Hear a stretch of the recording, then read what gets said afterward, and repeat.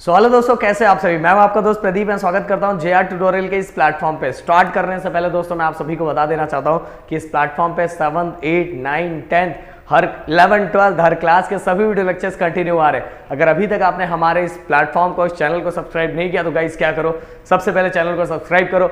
मुझसे मिलकर अच्छा लगे तो वीडियो को लाइक कर सकते हो गाइस, एक प्यारा सा कॉमेंट भी करो। इसी के साथ दोस्तों मैं आपको ये बताना चाहूंगा कि आपके अपने प्रदीप सर का प्रदीप गिरी अपडेट एक एजुकेशनल अपडेट चैनल है और एक दूसरा चैनल इसका नाम है गिरी ट्यूटोरियल। सो गाइस दोनों जगह जाके अपना प्यार की बरसात कर सकते हो। सो दोस्तों आज हम देखने वाले quantum mechanical model of atom. उसके पहले गाइस मैं आपको याद दिलाना चाहता हूं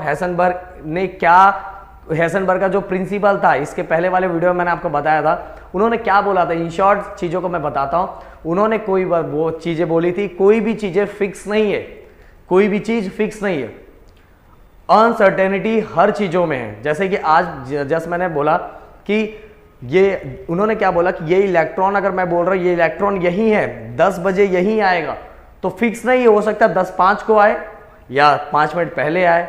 इस तरह की चीजें बताई थी हमारे हेसेनबर्ग ने। ओके, हेसेनबर्ग ने यही बोला था कि कोई भी चीजें आप बोलोगे कि एक्यूरेसी के साथ बोलोगे कि वो चीजें ये, जैसे अभी इलेक्ट्रॉन अपने ऑर्बिट में क्या हो रहा है, घूम रहा है। बट मैं बोलूंगा नहीं भाई, जो इलेक्ट्रॉन है ना वो इलेक्ट्रॉन इधर ही है, तो क्या इलेक्ट्रॉन मेरे को दिख रहा है? इलेक्ट्रॉन क्या मेरे को दिख रहा है? नहीं दिख रहा है।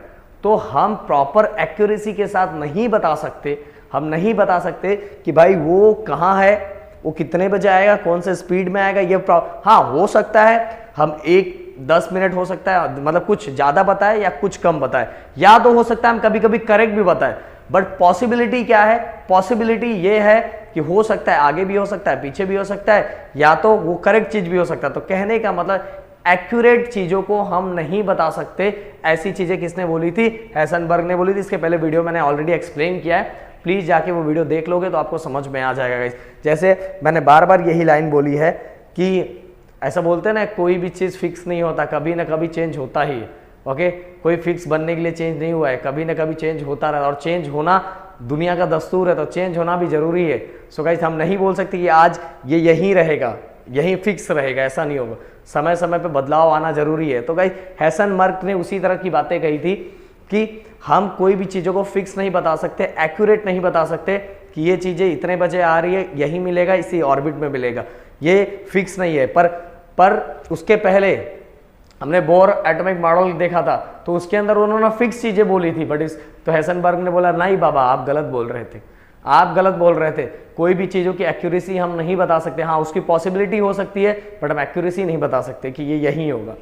सो गाइस उसी लाइन में आ गया है हमारे स्क्रॉडिंजर ने जो एक मतलब कि इन्होंने क्या किया था, ये जो मॉडल बनाया था वो मॉडल बेस्ड था uncertainty principle and wave motion पे। जो इन्होंने मॉडल बनाया, जो इक्वेशन दिया, वो uncertainty principle and wave motion. Uncertainty principle वही हेसेनबर्ग का था, जो मैंने बताया कोई भी चीज सर्टन नहीं, मतलब फिक्स नहीं होता, एक्यूरेट हम नहीं बता सकते, वही था उसके। वो आप जाके पुराना वीडियो देख लोगे तो समझ में आ जाएगा। अब गाइस स्क्रॉडिंजर ने क्या किया था, एक इक्वेशन क्या किया था, डेवलप किया था, इक्वेशन ऑफ क्वांटम मैकेनिक्स जिसको बोलते हैं, और उन्होंने वो डेवलप किया था, और वो क्या था, एच कैप साइन इक्वल ई कैप। ओके, अब सबका मतलब क्या है एक एक में बता देता हूं। देखो ये एच कैप जो है इसको ऑपरेटर बोलते हैं। ओके, हैमिल्टोनियन ऑपरेटर, इस एच का मतलब क्या होता है, हैमिल्टोनियन ऑपरेटर, और ई मतलब एनर्जी होता है, और ये जो साइन है, इस सिंबल का नाम साइन है, और wave function of the wave, इसको क्या बोलते हैं, wave function of the wave. Okay, तो गाइस एक एक चीजें मैंने बता दी। ये किसने इक्वेशन दिया था? इक्वेशन दिया था स्क्रॉडिंजर ने, और यही इक्वेशन क्वांटम मैकेनिक्स था।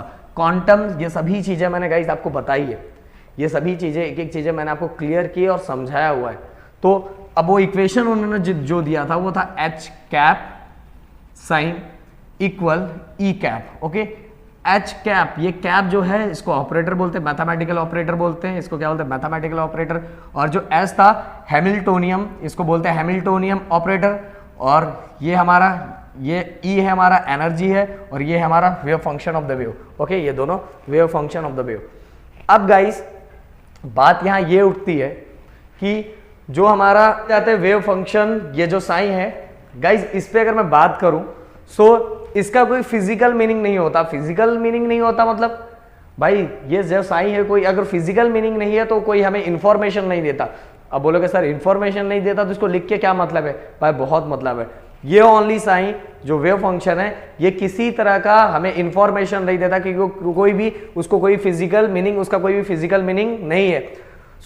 तो हम लिए क्यों? बट गाइज जो साइन स्क्वायर होता है, साइन स्क्वायर होता है, अगर हम जो भी यहाँ होगा उसका हम ये जो साइन का हम साइन स्क्वायर करते हैं, सो गाइज हमें उससे ये पता चलेगा कि इलेक्ट्रॉन, देखो जैसे आपको पता, अगर मैं बोलूं कि एटम के अंदर इलेक्ट्रॉन कहाँ है, बोलोगे क्या सर इलेक्ट्रॉन तो दिखता ही नहीं है। तो हम साइन स्क्वायर के द्वारा हम एक पॉसिबिलिटी फाइंड कर सकते हैं कि इलेक्ट्रॉन कहाँ रह सकता है।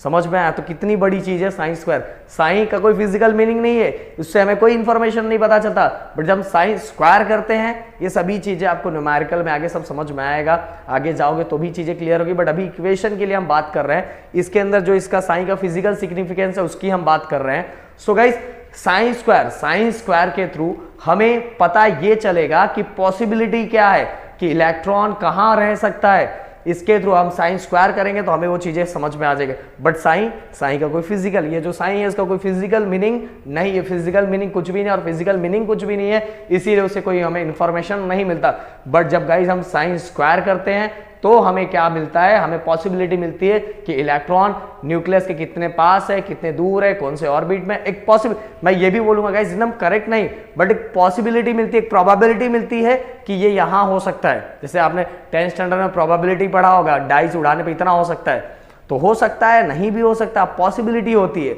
सो गाइस उसी तरह से साइन स्क्वायर है। सो गाइस पूरे टॉपिक में हमने देखा, हमें यह पता चला कि स्क्रॉडिंजर ने जो इक्वेशन बनाया था उस इक्वेशन के थ्रू उस इक्वेशन में उन्होंने क्या बताया था, उस इक्वेशन में जो फिजिकल सिग्निफिकेंस था वो क्या था, और जो स्क्रॉडिंजर ने जो इनका ज्यादातर ये जो इनका प्रिंसिपल था वो बेस था वेव मोशन पे। वेव का मोशन किस पे रिलेटेड था? वेव मोशन पे रिलेटेड था। सो गाइस जितने पॉइंट्स मैंने लिखवाए, इतने पॉइंट्स को अगर आपने लिख दिया तो पूरा क्लियर कट समझ में आ जाएगा और सबको अच्छे से दिमाग में फिट हो जाएगा। गाइस देखो सबसे पहला मिस्टेक वहीं से बोर एटॉमिक मॉडल से स्टार्ट हुआ था। तो जितने भी डी ब्रुगली आए, डी ब्रुगली के बाद हैसेनबर्ग आए, हैसेनबर्ग के बाद इसके बाद स्क्रॉडिंजर आए, तो सभी ने क्या किया? एटम को क्या कर रहे? एटॉमिक मॉडल को डेवलप कर रहे थे। उसके अंदर की जो इनकरेक्ट चीजें थी, जैसे हमने देखा था कि बोर एटॉमिक मॉडल में क्या हो रहा था, ज्यादा हाइड्रोजन ही चल रहा था। तो आगे जाके वही उनका लिमिटेशन हो गया था कि भाई बस अब हाइड्रोजन के बारे में बताते हो और बाकी के बारे में कुछ बताते नहीं हो।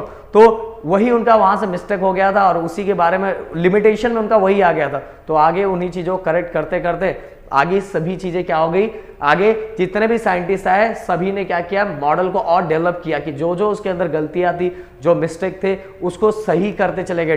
डी ब्रुगली हमने देखा, फिर हैसेनबर्ग देखा, फिर हमने स्क्रॉडिंजर देखा। तो ये सभी ने एक एक इक्वेशन भी दिया हुआ है, एक एक इक्वेशन बताया, इक्वेशन में क्या चीजें कैसे। जैसे अभी हमने डी ब्रुगली देखा था, डी ब्रुगली में क्या बताया था?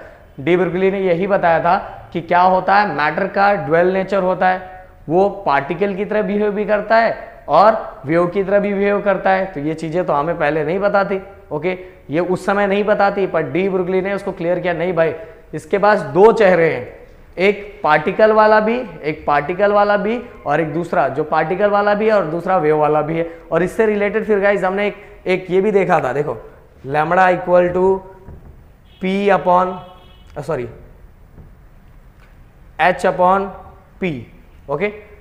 ये लैम्बडा था, इससे हमें क्या पता चला था कि उसके पास वेव लेंथ है। क्या है? Wave length. देखो सब चीजें मैं रिवाइज करवा दे रहा हूं। लैम्बडा क्या था? वेव लेंथ है। तो इससे पता चला कि मैटर को वेव भी है, मैटर ड्यूअल नेचर का होता है, वेव भी होता है, पार्टिकल भी होता है। तो वेव लेंथ, और ये जो हो गया मोमेंटम, पी मतलब लीनियर मोमेंटम, जो उसको आगे हमने और डिराइव किया था ऐसा।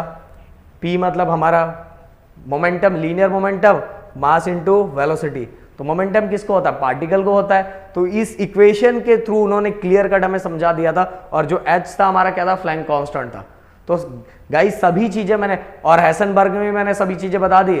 हैसेनबर्ग ने तो डायरेक्ट ही बोल दिया था भाई अब जो बता रहे हैं ना एक्यूरेट नहीं है, और वो एक्यूरेसी कभी भी कोई नहीं ला सकता कि यही होगा। फिर इसके बाद अपने स्क्रॉडिंजर ने तो ये क्या चीजें बता दी कि इसके थ्रू अब साइन स्क्वायर के थ्रू हमें ये मतलब प्रोबेबिलिटी है, एक हम बता सकते हैं कि एक पॉसिबिलिटी है कि कहां हो सकता है इलेक्ट्रॉन, ओके सो गाइस, इतनी सभी चीजें तीनों के बारे में मैंने फिर से रिवाइज करवा दिया। मेरे ख्याल से आपको सभी चीजें क्लियर कट समझ में आएगा। और गाइस, वीडियो पसंद है, वीडियो को लाइक कर सकते हो, चैनल को सब्सक्राइब कर सकते हो एंड दोस्तों के साथ जरूर शेयर करो। सबसे बड़ी बात गाइस, अपना ध्यान रखो और एक एक टॉपिक को अच्छे से समझो, क्योंकि एक एक टॉपिक क्लियर होगा, दिमाग में फिट होगा तो ही मजा आएगा, तो ही समझ में आएगा, नहीं तो कोई चीजें क्लियर कट समझ में आने वाली नहीं है और हर जगह कंफ्यूजन ही कंफ्यूजन रहेगा और सॉल्यूशन कुछ नहीं मिलेगा। जय हिंद दोस्तों।